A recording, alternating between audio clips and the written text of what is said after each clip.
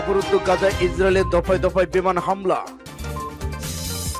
আরো বিস্তারিত জানিয়ে দেব। জাপোজিয়া পরমাণু বিদ্যুৎ কেন্দ্র আর কখনো ইউক্রেনের নিয়ন্ত্রণে যাবে না বললেন গভর্নর। ভারত পেল ইতিহাসে প্রথম মুসলিম নারী যুদ্ধ বিমান চালক। আরো থাকছে, ইউক্রেনের নির্দিষ্ট স্থানে হামলা চালাবে পুতিন। এবার এনজিওতে নারীদের কাজ নিষিদ্ধ করল তালেবান।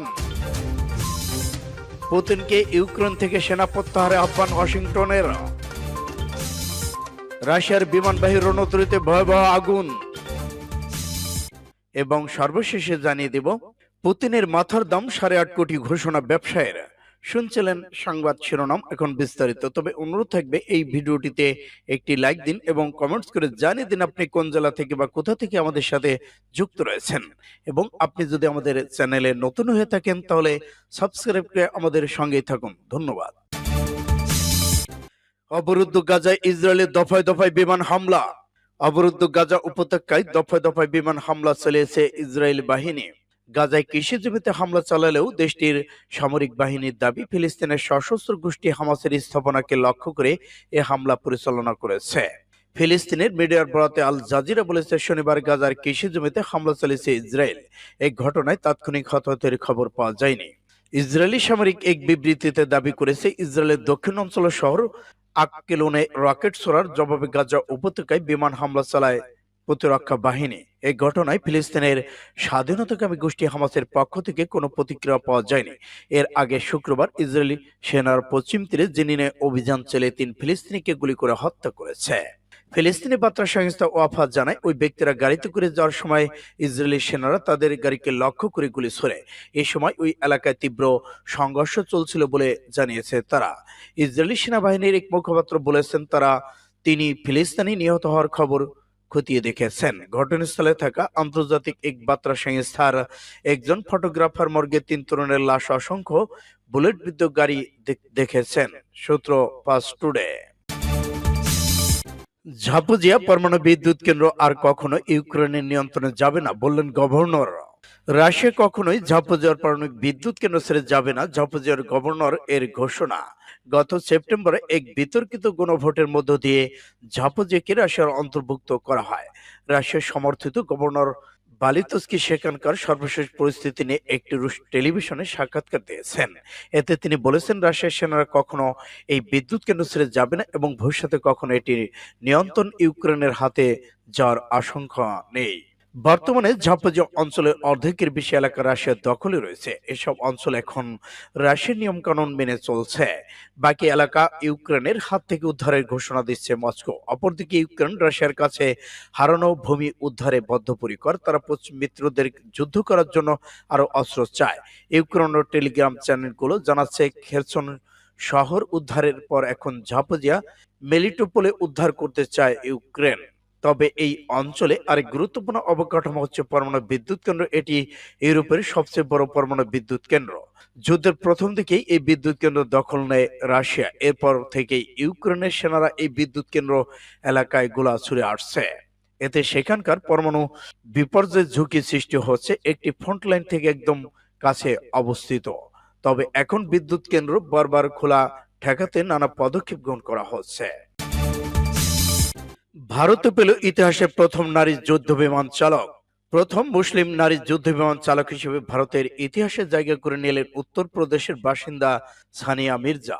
এর আগে কোনো মুসলিম নারী ভারতীয় বাহিনীতে যুদ্ধ বিমান চালানোর সুযোগ পাননি। মির্জাপুর এলাকার একটি গ্রাম থেকে উঠে এসেছেন তিনি। 2022 সালে ন্যাশনাল ডিফেন্স একাডেমি পরীক্ষা নারী ফাইটারদের জন্য মাত্র 2টি আসন ছিল, আর সেখানেই সুযোগ পেয়ে গেছেন সোনিয়া। এ খবর দিয়েছে বার্তা সংস্থা ANI। খবরে বলা হয়, আগামী 27 ডিসেম্বর পুনরায় ন্যাশনাল ডিফেন্স একাডেমিতে যোগ দেবেন সানিয়া। তিনি গ্রামের সাধারণ পরিবারে মেয়ে। তার বাবা শহীদ আলী অ্যাকশন টিভি মেকানিক। গ্রামে হিন্দি মাধ্যম স্কুলে লেখাপড়া করে সানিয়ার উত্তরপ্রদেশে বোর্ডে দ্বাদশ শ্রেণীর পরীক্ষা জেলা প্রথম হয়েছিলেন তিনি। এরপরে তিনি মূলত শহরে যান। তবে ছোট থেকে যুদ্ধ বিমানের পাইলট হওয়ার ইচ্ছা ছিল বলে তিনি জানিয়েছেন।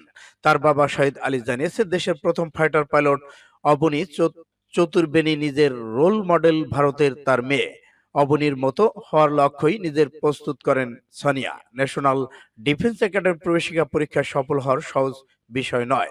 সানিয়া জানিয়েছে, আগের বার পরীক্ষার সফল হননি তিনি, তবে সেই ব্যর্থতা থেকে দমাতে পারেনি। ফের নতুন করে লড়াইয়ে ঝাঁপিয়েছিলেন তিনি।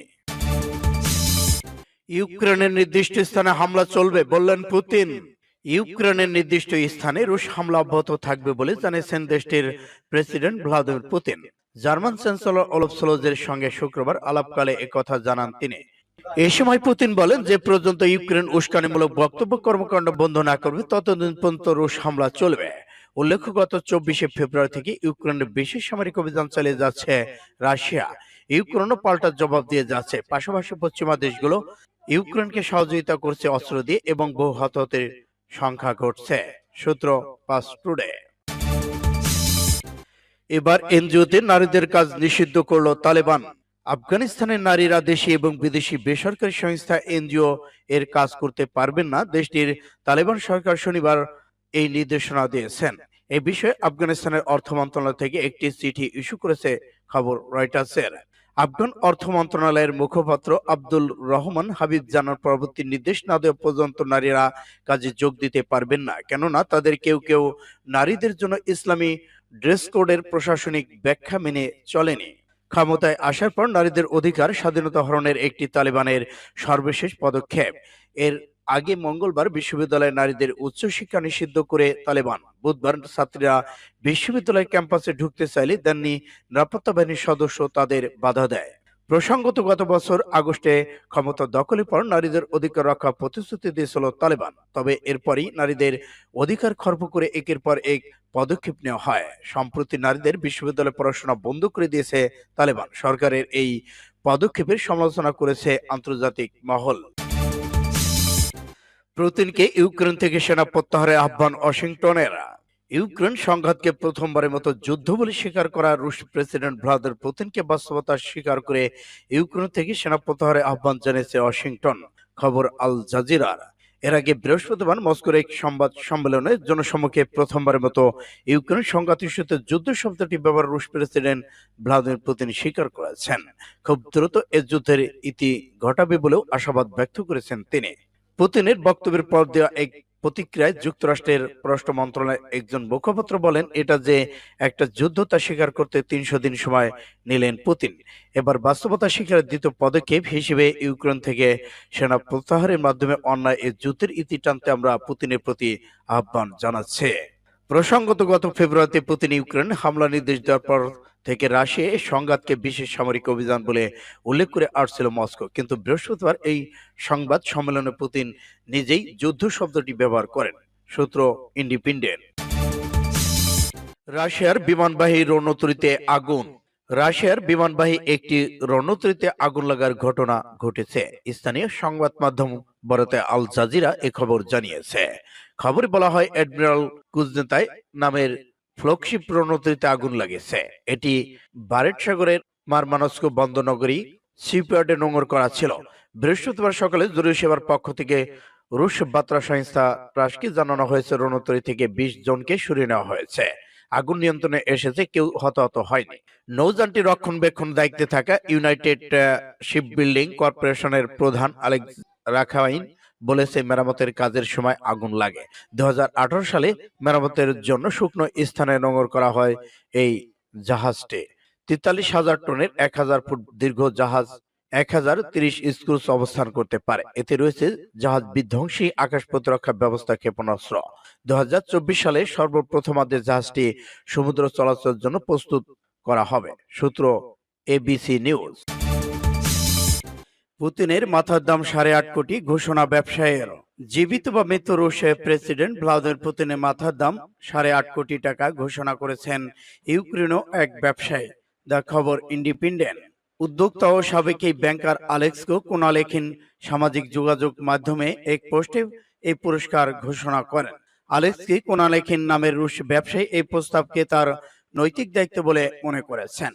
তিনি পুতিনের মাথার দাম ঘোষণা করে তাকে বিচারের আওতায় নিয়ে আসার জন্য দেশটির সামরিক কর্মকর্তাদের কাছে আহ্বান জানিয়েছেন। আলেক্সো কোনালেখিন বলেন, আমি প্রতিশ্রুতি দিচ্ছি যে এই কর্মকর্তাকে 10 লাখ মার্কিন ডলার দেব, যারা তাদের সাংবিধানিক দায়িত্ব পালন করে পুতিনকে রুশ আন্তর্জাতিক আইনের অধীনে যুদ্ধাপরাধী হিসেবে গ্রেপ্তার করবে। তিনি আরো বলেন, পুতিন রাশিয়ার প্রেসিডেন্ট নন, কারণ তিনি রাশিয়ায় একটি ভবন উড়িয়ে দেওয়ার বিশেষ অভিযানের ফলে ক্ষমতায় এসেছিলেন। তারপর অবাধ নির্বাচন বাতিল করে এবং তার বিরোধীদের হত্যা করে সংবিধান লঙ্ঘন করেছিলেন। আলেস্কু লেখেন, ওই পোস্টে পুতিনের ছবি যুক্ত করে সেখানে লেখেন, ওয়ান্টেড, জীবিত বা মৃত, গণহত্যার জন্য দায়ী ভ্লাদিমির পুতিন।